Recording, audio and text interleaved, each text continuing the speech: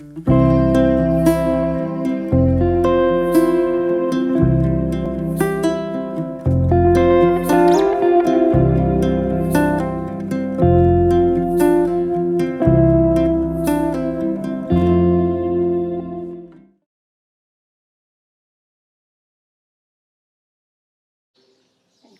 there, welcome to your very first groundwork lesson.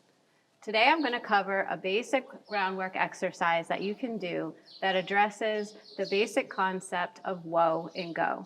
Whenever you want a good riding horse, your horse must know that when you ask them to go, they have to go, and when you ask them to whoa, they must whoa.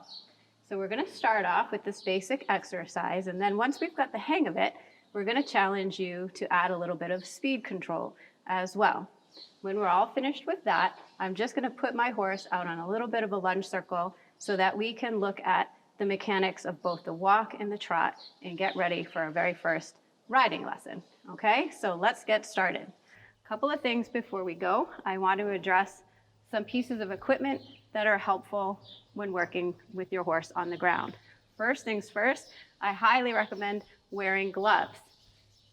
If you're somebody that's not used to wearing gloves or doesn't like it because it's too hot or you feel uncomfortable or uncoordinated, I suggest trying it. Get used to wearing them until you're more comfortable, until finally you feel like a little bit naked without them. And the reason I suggest this is because you really don't want to get rope burns on your hands. Trust me, take it from me personally. I know how that feels. It's terrible. Also, I have a dressage whip here that has a nice thick piece of leather at the end, and this is more to create noise than anything else, but it helps me to create a little bit of pressure on my horse for when she's a little bit distracted or not listening to me. And most importantly, you want to use a rope halter to do your groundwork with your horse. For this exercise today, if you don't have a rope halter, it's okay. You can go ahead and use your regular halter that you bring your horse in and out of the barn with, but going forward, if you can get a rope halter, it's a little bit more effective because it gives you a little bit more leverage than your regular halter. As you can see, the rope is a little bit thinner than what would be a normal halter, and you get a little bit more pressure on the nose and up here on the pole. So I just want to show you a little bit about putting the halter on and how to tie it. So when you put your halter on, you want to make sure that the nose piece goes right across the bridge of her nose, and that you take the top part of your halter right over onto her pole, and you want to put the rope right through this little loop right here. And make sure that it's nice and snug and that the halter fits well and that there's nothing loose or hanging. So just push that loop right up against her side of her head, and you're going to make your tie around this loop. A lot of people tie up above the loop here, okay? And you don't get as good of a knot and it doesn't stay as tight. But also, if you have something unexpected happen during your groundwork session and your horse dismisses themselves early from class and maybe they step on the rope and make the knot too tight, it's much easier to get the knot loosened up this way than if you had it tied up here. Then the knot gets really tight and it's a little bit hard to get the knot undone. So this just makes it a little bit easier in case anything unexpected happens. I'm going to ask the Spree to back up. Okay, so this is my horse's Spree. She's a 4-year-old Canadian mare, and I chose her to help us today because even though she's been doing this groundwork exercise with me since she was 2, she does still have a little bit of a baby brain and gets easily distracted. So I thought that if we used her, she might give me a little bit of trouble so you could kind of see how things go when everything's not going perfectly and how to troubleshoot certain issues. Okay, so how I'm going to start is I'm just going to start with my basic leading. I'm on my horse's left side, which most horses are most comfortable with you on their left side. I'm just going to hold my rope in my right hand and my dressage whip in my left hand. And I'm going to ask a Spree to walk off with me. She's got to wait for me. So the whole idea is that she copies me. I'm going to walk off and I'm going to give her a kiss to make the noise that sends her forward, a little kiss, and I'm going to start walking. And a Spree should follow me. And when I ask a Spree to stop, I want her to stop. But you see here how she gets easily distracted, so I'm gonna create a little bit of pressure. So her attention gets back to me, and I'm gonna stop, and see if she doesn't stop, I'm gonna use my whip across her chest and ask her to back up. Notice that when I stopped, I stayed stopped. The spree kept walking past me, so I stopped her and backed her up, and I stayed still. So I'm gonna try that again, and I'm gonna keep doing that until the spree just walks when I walk, stops when I stop. So let's try again. Walk on.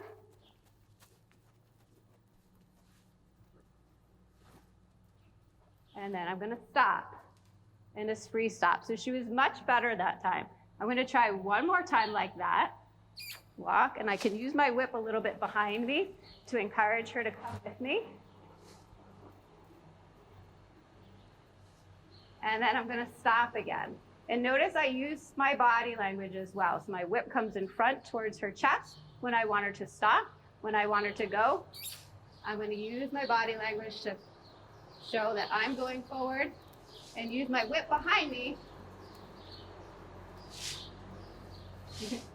So she gets going with me. And you can hear that we're having hay delivered today, so that is creating a little bit of a distraction with the spree, but she's actually being quite good. Despite the distraction, she's still listening to me, which is what is really important about this exercise, is that the horse connects with me and pays attention to me. All right, so now what I want to do, now that we've got the hang of I walk forward, she comes with me, I stop, she stops, I'm going to try to get a little bit of distance between the two of us, so my rope gets a little bit longer, just to add a little bit more discipline to this exercise. So I'm going to go again. I'm going to ask her to walk on. I'm going to walk first. Encourage her to come with me. I want her to stay that little bit of a distance away from me. So from behind, you can see, I'm just going to use my whip behind me to help keep her a little bit away. When I want her to stop, I'm going to bring my whip out in front, stop my feet from moving, and she'll stop as well. So now that we've got the hang of this with me on her left side, I'm going to make it a little harder and move over to her right side. Most often, horses are more comfortable with us on their left side. And this is especially true for a spree. I like to work a lot on the ground with myself over on her right side, so she gets more used to me being over here.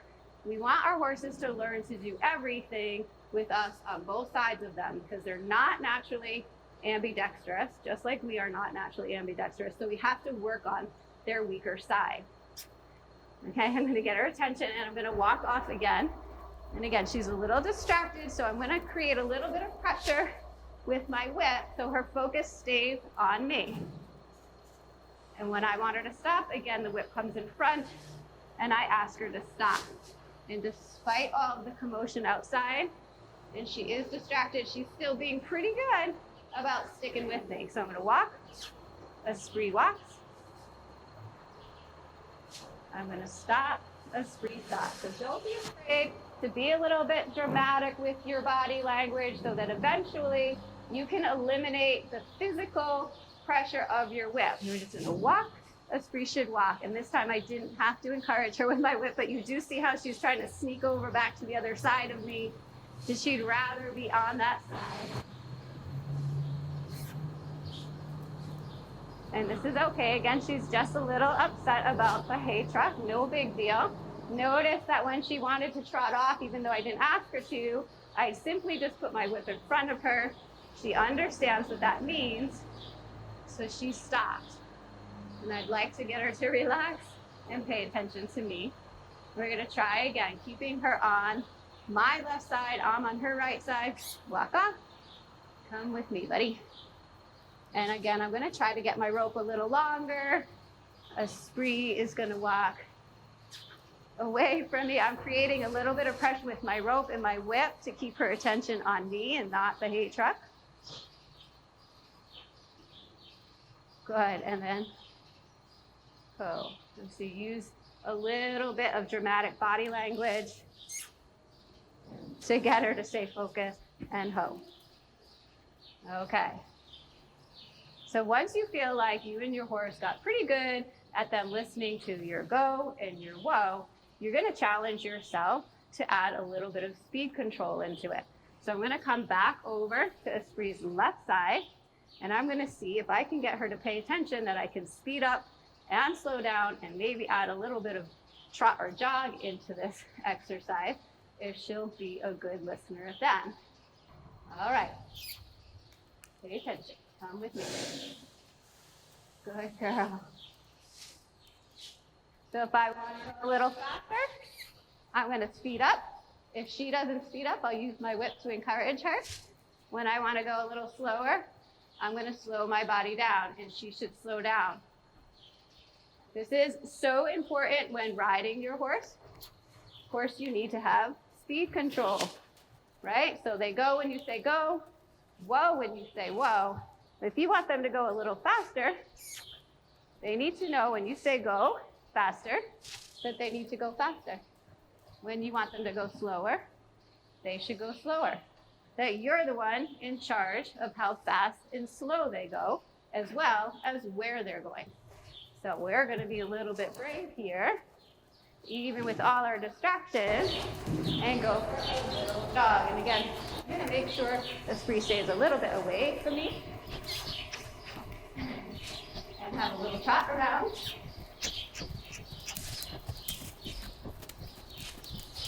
And when I want her to walk, I'm just going to walk, and she should copy me. And trot. If she doesn't trot when I ask her to trot, I added physical pressure of the whip. Walk, and I'm going to keep doing it until I don't have to have that physical pressure anymore. Trot. Come on. Walk. Trot. Good girl. So she knows now that if she just does what I ask her, there'll be no physical pressure, and that'll be a little bit easier for her than getting the little swat with the tip of my whip. And again, we did it to the left, so we've got to do it to the right. Same thing. I'm going to use my whip to keep her attention on me instead of the hay truck. And then I'm going to ask her for a little jog by starting to trot myself. If she doesn't come with me, I'll add the pressure of my whip. And try again. Come over here. Using my whip to keep her a little away from me. And trot. And this time, whoop. Come on. And hold. Oh. One more time, see if we can do it without the pressure of the whip. Come on, Esprit. A little lazy this way. So that time, I used a little bit more pressure because she's really distracted and she needs to pay attention to me. Make the work a little harder. And we'll try again. Again, she's being sassy, coming into my space. Tap the whip, get her to back up. Trot. There. Walk. So this is good. This is why I chose her. I wanted you to see that maybe things don't always go perfectly. Good. No. Good girl. But we keep going. So the horse gets the message that her focus needs to be with you and not what's happening outside. Much better. One more time. Trot. Good girl.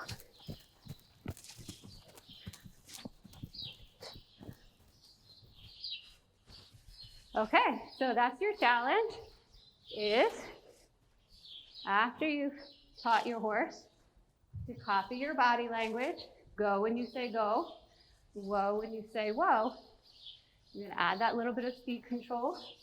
Be careful if your horse is young and sassy and distracted. Just really work towards keeping your horse a little bit away from you. Perfect everything on your horse's left side first, and then move over to the right. All right, and as I mentioned earlier, before I let you go today, I just want to put Esprit out onto a little bit of a lunge circle. so that we can look at her walk and her trot as just a little preparation for our first riding lesson. So I'm going to try to safely send Esprit out onto a lunge circle by backing her away from me a little and sending her out. And we're just going to walk. See if I can't get a little pep to her step by creating a little bit of pressure with my rope and my whip. And we're just going to look at those legs, thinking about the walk. The walk is a 4-beat gait. Each foot hits the ground separately. So the best time for you to learn the mechanics of each gait is just to watch a horse go from the ground. You can figure out where those legs are. And then when you ride the horse, you can start figuring out, based on looking at their shoulders, where all those 4 feet are, and start developing more of a feel for the gait. As I mentioned earlier, her walk is 4 beats. Each foot hits the ground separately. So what I want you to focus on right now is her front left shoulder, her front left foot. And think about how when she puts it down on the ground, she's making a hoof print. And then her back left foot comes up to meet it. It makes like almost like a little V. So when this shoulder is all the way back, this hind leg's coming up to meet that front foot. Ideally, we'd like our horse's walk to be moving along with a nice swing. That back foot comes into the front hoof print and maybe even oversteps it a little bit. Esprit happens to have a really nice walk. So if you look, you can see her back foot steps right over that front hoof print. Okay, but the thing I want you to remember is when that left shoulder is all the way back, that left hind's coming up to meet it, and vice versa. When her right shoulder is all the way back, her right hind is coming up to meet it, and hopefully stepping in or over that front hoof print. Now I'm going to ask Esprit to trot, and we're going to look at her trot for a moment. Trot. Okay, so now the trot is a 2-beat gait, and it's a diagonal gait. So if you look at her feet, you'll see that her left front and her right hind are working and hitting the ground at the same time.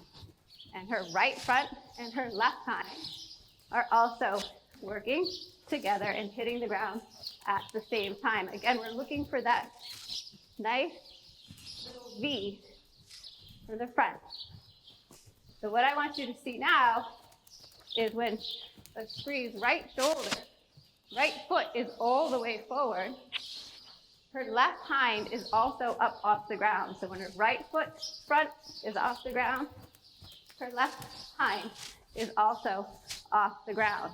That's why they call the trot a diagonal gait, because the diagonal pairs are hitting the ground at the same time. So now we can look at her left front shoulder and her right hind leg. When her left front foot is all the way off the ground, her right hind leg is also all the way off the ground. Those diagonal pairs. 1, 2, 1, 2, 1, 2. Okay, so remembering our walk, 4 beats. All 4 feet hit the ground at the same time. Separately, sorry. And the trot is a diagonal 2-beat gait where the diagonal pairs hit the ground together. So we're going to revisit that concept in our first riding lesson. Okay, so I hope you enjoyed your first groundwork lesson. Be sure to visit my website to get notes for this lesson so you can bring it to the barn. If you like this video, please give it a thumbs up. And if you haven't already, hit that subscribe button. Have a good time.